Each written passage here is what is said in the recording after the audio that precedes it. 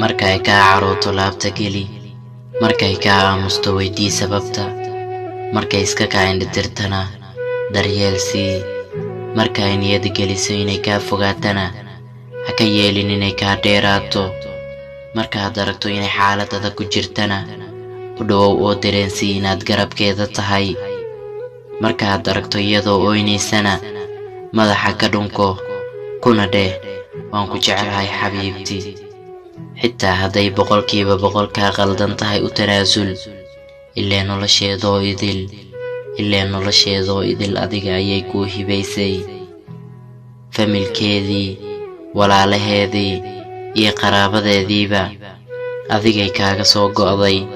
ubad ayayna kuu dhalaysaa oo adiga kugu abtirsanaya xanuunada qaar ayay kaa dawaysay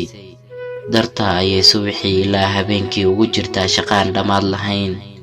si adiga iyo ubadkaaga baad u noolaataan dumarka waxay u baahan yihiin daryeel iyo danayn